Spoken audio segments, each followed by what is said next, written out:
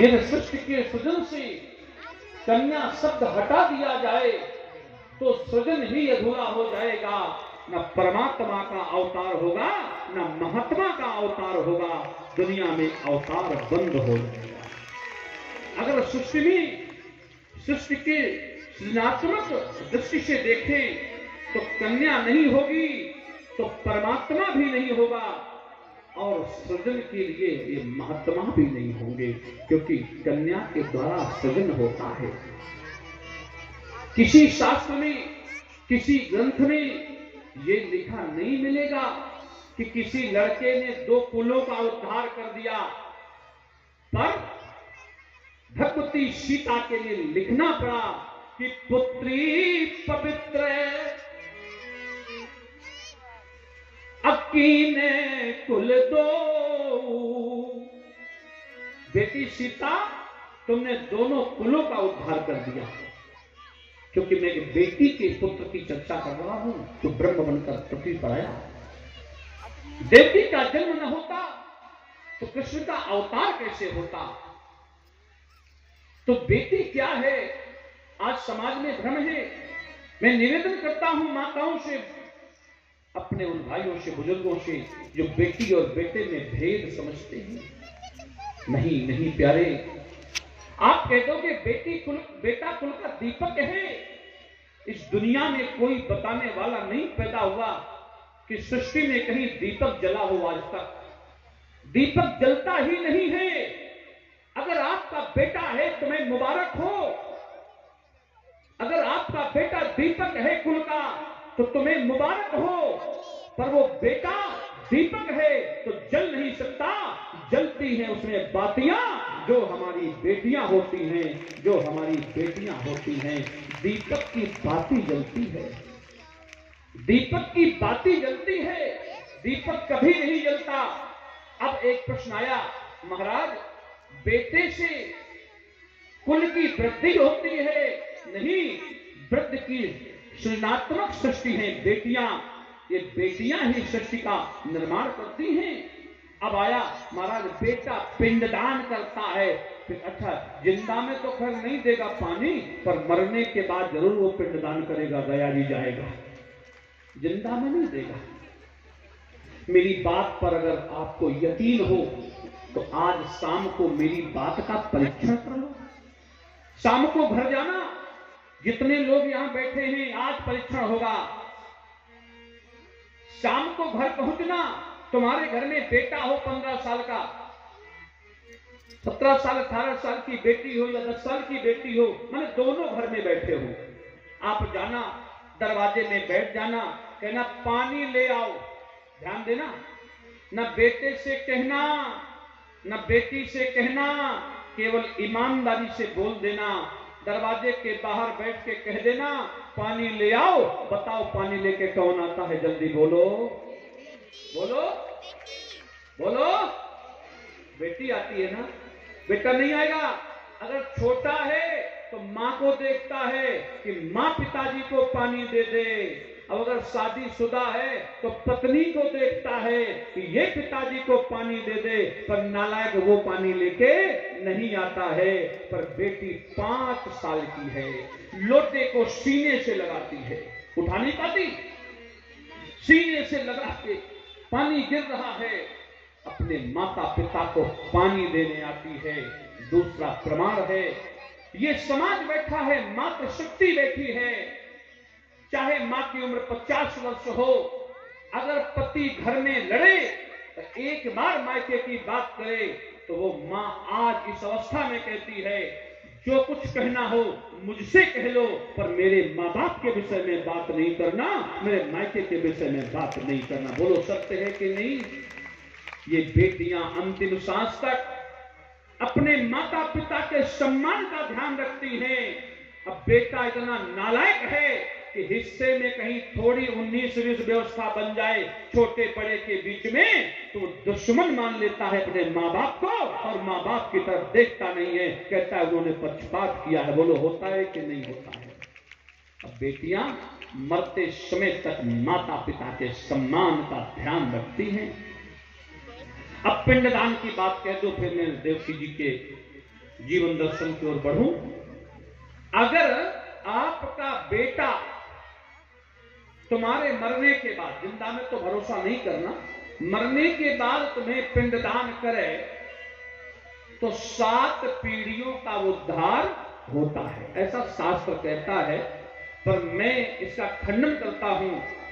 जीते जी मां बाप की सेवा हर संतान को करनी चाहिए। मरने के बाद किसने बताया है कि हमें पुत्र का पिंडदान प्राप्त हुआ है? इसलिए मैं तो यकीन करता हूं, जीते जी मां बाप की खूब सेवा करो, तुमको यही स्वर्ग का सुख मिलेगा, पिता माता की सेवा का फल मिलेगा। जिस समय बेटा पिंडदान करता है, गया में जाता है, तो 7 पीढ़ियां मोक्ष को पाती हैं। और जिस भाग्यवान के यहां बेटा ना हो, परम सौभाग्यशाली है। ये रामायण में लिखा है, मैं जो बोलूंगा शास्त्र से सम्मत बोलूंगा। जिसके यहां बेटी है वो चिल्ला चिल्ला के कह रहा है, मुझ जैसा सौभाग्यशाली कोई नहीं हो सकता है। जिस समय महाराज हिमांचल के घर नारद जी गए तो हिमांचल जी कहते हैं, नारद जी मेरे यहां कन्या हुई है, पर पता है मैं भाग्यवान नहीं हूं, मैं सौभाग्यशाली हूं। निज सौभाग्य बहुत गिरी बरना, सुता बोल मेली मुनि चरना। निज सौभाग्य, आज मैं सौभाग्यशाली हूं कि मेरे घर कन्या हुई है। निज सौभाग्य बहुत गिरी बरना, सुता बोल मेली मुनि चरना। पर यहां पर प्रश्न मेरा यह है कि जब बेटी का बेटा, जिसके यहां बेटा ना हो, बेटी का बेटा जब अपने नाना का पिंडदान करता है तो 27 पीढ़ियां बैकुंठ को जाती हैं। विष्णु महापुराण में स्पष्ट लिखा हुआ है, विष्णु महापुराण का उद्घोष है कि बेटी का बेटा जब अपने नाना का तर्पण करता है तो 27 पीढ़ियां, सप्तोनविंश, 1 2 नहीं, 4 10 नहीं, 27 पीढ़ियां गौलोक धाम जाती हैं। इसलिए प्यारे, बेटियों के साथ कभी भेदभाव नहीं करना, बेटों के बराबर उन्हें पढ़ाना, बेटों की तरह प्यार देना, बेटों की तरह सम्मान देना। ये बेटियां सृजन की मूर्ति होती हैं, ये बेटियां समाज का दर्शन होती हैं, ये बेटियां समाज की निर्माता होती हैं। एक मां के आंचल का दूध, एक मां के आंचल का दूध, मैं निवेदन करता हूं, एक बिलेट की पत्ती ले आना, रेजर पत्ती, जानते हो, रेजर पत्ती लेके बैठ जाना, किसी मां के आंचल पर रेजर पत्ती मार देना, खून निकलेगा। और उसी मां के आंचल में जब उसका बेटा खेलता है तो उस मां के आंचल का रक्त दूध बन जाता है और अपने बेटे का पोषण कर देती है, अपने बेटे को रक्त से दूध पिला देती है। जानते हो, जब किसी मां के आंचल में उसके बेटे का मुख स्पर्श होता है तो उसके हृदय में जो रक्त है वो श्वेत कटकाओं में बदल जाता है। अपने पुत्र के प्रेम में, पुत्र की ममता में वो रक्त दूध बन जाता है। ऐसी ममता की मूर्ति होती हैं बेटियां, ऐसी ममता की मूर्ति होती हैं ये बेटियां। इसलिए सृजन की यही मूर्तियां। अब ये भी बड़ा विचारणीय प्रश्न है, जिसके घर में चचेरी बहन के गर्भ से भगवान पैदा हो, उस घर में राक्षस कंस कैसे पैदा हो गया? ये माताएं चाहें तो सब संभव है। तुम चाहो तो पुत्र तुम्हारा लव कुश ध्रुव प्रहलाद बनेगा, तुम चाहो तो पुत्र तुम्हारा दुर्योधन सा शैतान बनेगा। ये सब तुम्हारे ऊपर है। क्यों? जिस समय महाराज उग्रसेन की पत्नी पवन रेखा पति आज्ञा के विपरीत अरण्य क्षेत्र में चली गई, माताओं को 3 जगहों पर कभी अकेली नहीं जाना चाहिए। पहला निषेध है अरण्य क्षेत्रे गमनम, ये निषेध है, जंगल में किसी नारी को अकेले नहीं जाना चाहिए। परदेशे गमनम, दूसरे देश की सीमा पर कभी किसी नारी को नहीं जाना चाहिए। और सबसे बड़ी बात है, अज्ञानम संगेन यत नारी गमनम नास्ति। किसी भी अनजान व्यक्ति के साथ अज्ञानता से भी कहीं पर नहीं जाना चाहिए। गए तो आपके जीवन में 3 परिवर्तन हो सकते हैं। आपको शारीरिक पीड़ा हो सकती है, मानसिक पीड़ा हो सकती है, आपका चारित्रिक पतन भी हो सकता है। शास्त्र का प्रमाण है, नहीं जाना चाहिए। मैं किसी को रोक नहीं रहा, क्योंकि तो महाराज नहीं सुनने तुम्हारी कथा, तुम हमें स्वतंत्रता से बंधन में डाल रहे हो। अच्छा ये बताओ, स्वतंत्रता में सुख है कि बंधन में?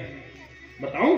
बंधन में दुकान तो देखते हो ना, दुकान में सबसे सस्ता होता है नमक, तो नमक की बोरी बाहर रखी रहती है दुकान के गेट में, और सबसे महंगा होता है सोना चांदी हीरा मोती, जो तिजोरी के अंदर तिजोरी, तिजोरी के अंदर तिजोरी, तिजोरी के अंदर तिजोरी में रखा होता है।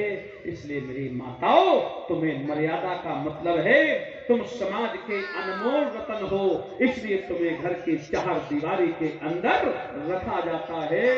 ये तो नमक के बोरे हैं कि गेट तक खड़े हैं। देखो, नमक के बोरे तो गेट तक खड़े हैं, क्योंकि नमक के बोरे हैं, उन्हें कोई नहीं ले जाएगा। अच्छा दुकानों में देखना, रात में नमक के बोरी बाहर रखी है, पर महंगी चीजें काजू किशमिश बादाम डिब्बा, डिब्बा के अंदर डिब्बा, और उसके अंदर फिर लाकर होता है कि नहीं होता?